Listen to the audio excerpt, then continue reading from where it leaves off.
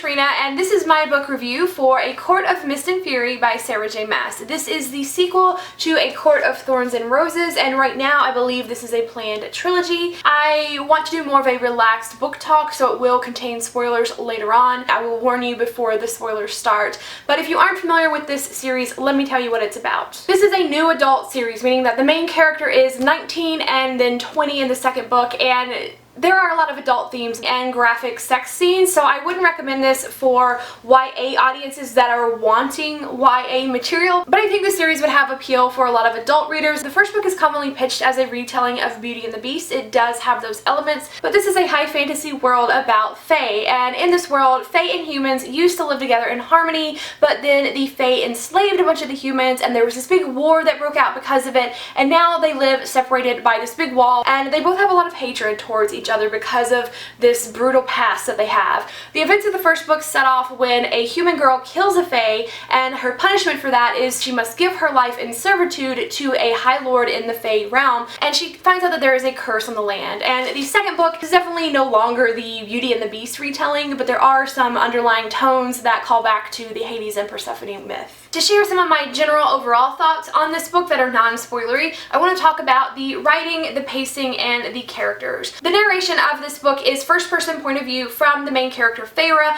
and it reads very much like a stream of consciousness writing style. It's just like a stylistic choice, and that may be something that you don't like, but for me that got me really flowing through the story and just moving through it really quickly, because this book is written in the way that my brain thinks a lot of times, so I found that made it really easy to read and get into. I definitely felt like the writing in this second book was just stronger in general than the first book, and that's particularly evident in the world building and the characters, but also the pacing. In the first book there was like this first half and then a second half. There was a very obvious divide of action. The second book I felt really evened things out more, so I never found there to be like just this first half of the book that you had to get through to get to the exciting stuff. I felt like it was evenly paced throughout. The world building was really expanded on, and we got so much more details on what this world is really like, what the various different courts are like. One thing that I've really liked about the world development, especially in book 2 as we're learning and meeting new characters, is the way that this world feels like a truly diverse world. These different characters look differently, they have different customs and cultures in their different courts, they have different cuisines and different styles of dress and different values, and in addition to the different courts,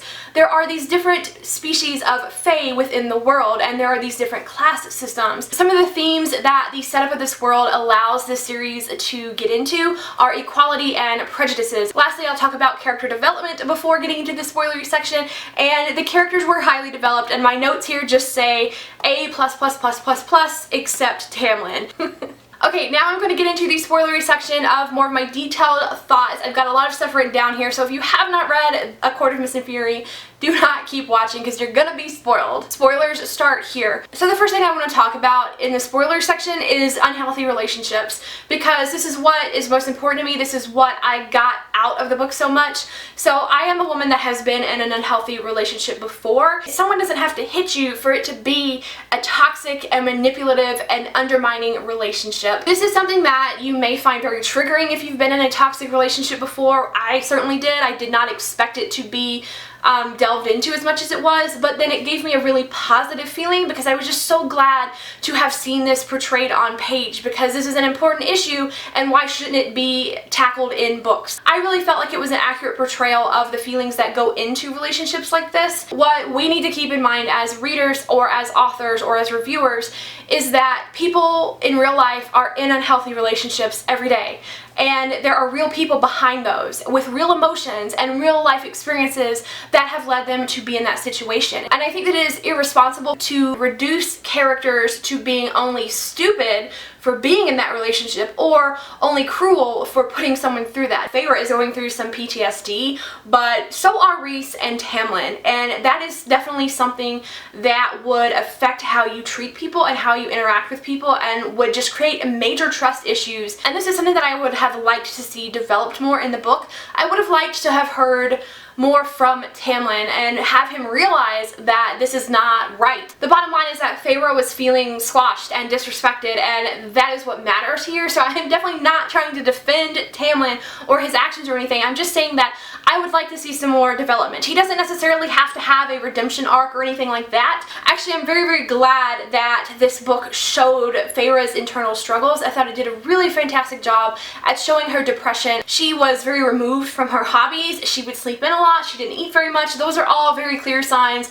of depression in the real world. And so I loved seeing that in a fantasy book, and I loved seeing the unhealthy relationships in a fantasy book too. There's this beautiful passage on page 156 that really shows Feyre's thought processes about her relationship with Tamlin, and it says, "I'm thinking that I was a lonely, hopeless person, and I might have fallen in love with the first thing that showed me a hint of kindness and safety. Maybe he wanted to be that person for someone, and maybe that worked for who I was before, but maybe it doesn't work for what I am now." There's another passage on page 296. She says, "It had been love, and I'd meant it. The happiness, the lust, the peace. I'd felt all of those things once. But maybe those things had blinded me too. Maybe they'd been a blanket over my eyes about his temper, his need for control, his need to protect that ran so deep he locked me up like a prisoner." So this is a great passage to me because she is saying that it was real love. She really wanted to be with Tamlin, and she had felt all of that safety and happiness with him, and so at one time it wasn't bad, and now her mind has changed. I do think this is a great examination of both of them. Like, he thought she wanted to be protected, and that's what he's offering her,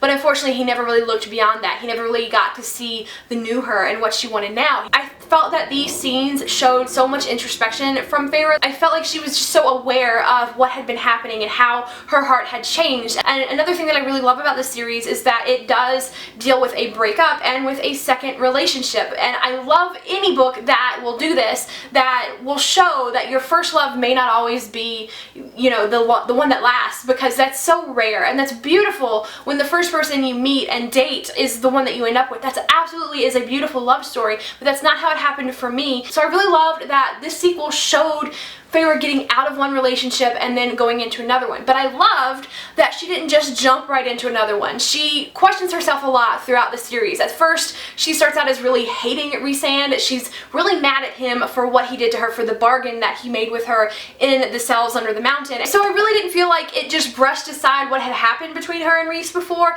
that she was mad about it, and rightfully so, and now they work through it over like 500 pages, really getting to know each other. And this is another thing. There's this mating bond in this world, and we've known this since book one. I love the fact that Rhys knew they were mates, but he didn't want to tell her. He was okay with the fact that she might marry somebody else if that's what would have made her happy. He knew that if he had said, "We are mates," that would have made her feel obligated to be with him. So instead he didn't tell her, and it allowed this relationship to progress very naturally. She fell for him on her own and then decided she wanted to be with him. On page 424, there's this whole scene where Feyre is by herself and she is thinking about her feelings that are growing for Rhys, and she makes an active decision that she would like to try and pursue something with Rhysand, even if she doesn't know what they would call it, if it would be a serious relationship or whatever, but she makes a decision. And I loved seeing a decision process in a book. Like, most of the times characters just kind of get together because someone happens to be paying them a lot of attention, or they just kind of happen to be thrown together and then they're together and they're a couple. But I loved seeing a character actually make a decision about it. This is just so empowering to me. I also love that when they finally do get together, that there's this line that Rhys says, "I don't want to do it all in one night." And this is something I love because it's such a pet peeve of mine, especially in YA books, which I know this isn't YA, when characters like finally get together and they have their first kiss and then they sleep together. It's like, there is so much more you could be doing to get to know each other and to build the sexual tension, and you just did it all in one shot. And I know that their relationship kind of moved a little bit quickly in that moment because it was like a kiss and then some fooling around. They could have still taken things slower, but I was glad that they didn't do everything that first time they ever got together. So for me, this book was just hitting like all of the relationship things that I have ever wanted to see. I want to talk about Rhys now, and I've mentioned in a review recently that I hate it when books will throw in a tragic backstory to excuse the character for being awful. And the reason I said that, and I want to address this because I think it could be easy to see Rhysand as being non-excusable from the first book. I believe that people have room to grow, and I think that it is a disservice to characters and to a plot of a book to just kind of throw in, oh, well, I'm being awful to you guys because I've had it bad in my childhood too, and then it's brushed aside and never addressed again, and that character just kind of gets a free pass. Like, that's what I don't like in books. That's when backstory should not be used as an excuse. But with Rhys-Anne, I thought that this was done in a good way. I think that tragic backstory can be used as character development, and because in this book we don't just brush it aside, this is constantly talked about his reasonings for what he did, as he comes to understand that maybe that wasn't the best approach, as Feyre comes to understand maybe he's not as awful as I first thought he was, and so this is actually developed and talked about to grow both of these characters and move them forward. So to me, this was a good example of that being done, because we all have histories, we've all made mistakes before, and if I was defined by one mistake I made like 5 years ago, that is not an accurate representation of who I am now. People, and therefore characters, have this amazing capability for growth and for moving past things, so I just like to see this being actually examined in a book, and I felt like this one did it. I also feel like Rhys had to make that bargain with Feyre, which I know that bargain making was very manipulative, but I kind of feel like he made that bargain because he knew that, you know, he said that he had communicated through the bond with Feyre back when she was human and like painting the stars on her dresser. So the bond was already between them, and they already were able to pass emotions back and forth. He was getting a lot of emotions from Feyre through the bond, even though she wasn't aware of it. So I feel like he made that bargain to mask that, because if Amarantha or Tamlin ever had found out that somehow Rhys just knew what Feyre was thinking, they would immediately kill her or kill him if they found out that they were mates. So I feel like he did that as self-preservation, so that he and his mate wouldn't just immediately be killed, you know, to kind of hide the fact that there was some bond between them and make everyone think, well, we have this bond and we can communicate like this because I made a bargain with her and my tattoo is on her arm. Something I did notice is that there are 2 mentions in this book that the mating bond may not be like the end-all be-all of who you end up with. Like, Rhys says that his parents were bonded and they were together, but that their personalities were not a good match. That is in the last paragraph of page 170. So like, they were bonded, but they ended up just not being like a love match.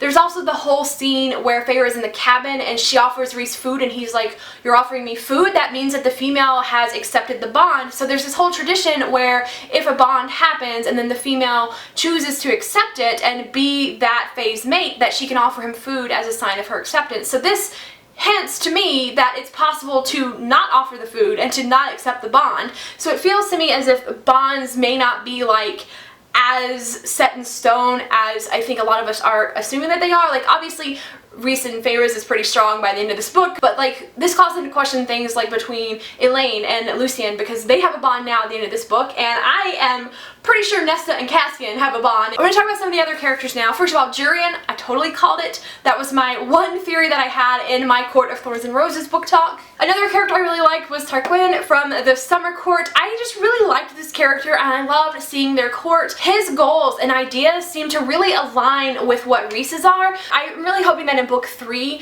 Rhys and Tarquin will kind of make an alliance, and I think they would make a great bromance, although I wonder if it's just irreparable now since they went and stole the book from him. So one of the things I really liked about this is that as soon as the book opens up, we have a new female character in the Spring Court, Ianthe, and I know that she turns out to be like not all that great, and then when the bargain is called in and Feyre goes to Night Court for the first time, we meet more, and then later on we meet Amren, and I was just really excited to see some female characters being represented in this book. Amren, I really liked Amren as a character, and is it just me or does her origin story sound a lot like something from Throne of Glass? Like, I think a lot of us are wondering, will the two different Fae worlds between A Court of Thorns and Roses and Throne of Glass, are those going to have any kind of overlap? And Sarah has said before in interviews that she feels it would be possible to like open up a portal between these two worlds, that they could exist within the same universe. So I think a lot of us are wondering, is there going to be an overlap?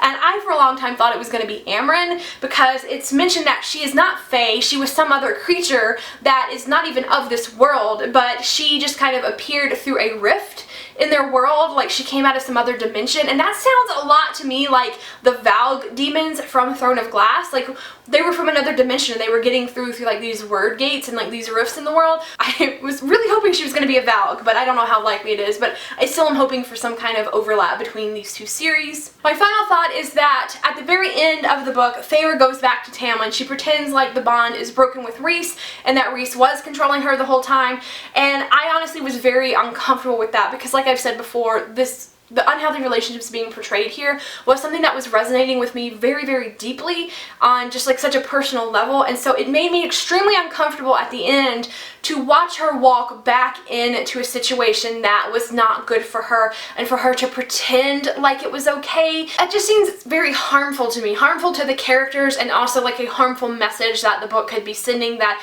it's okay to just pretend that things are okay even though you know the relationship is terrible. Let the guy keep getting away with it. And I know that she wasn't actually like okay with Tamlin, but I just was uncomfortable with that. However, then we got that Rhys chapter and we learned that they actually got married and she is now the High Lady of the Night Court, and they still have their bond, so they are still communicating. So I have no doubt that from here in the third book, she's not going to be in that situation for very long, and I have no idea where the series is going from here. I actually love this about Sarah J Maas books, is that she gives you a clear conclusion at the end of each one. I guess that's all I really have to talk about. I know this was really long, a little bit different kind of a book review for me, but I wanted to just have a more of a casual discussion. I would love to hear your thoughts on this book, on any of the topics that I brought up, or just other topics that maybe I didn't touch on at all. Let me know what you thought of it down below. Thank you so much for watching, and I will see you in the comments. Bye!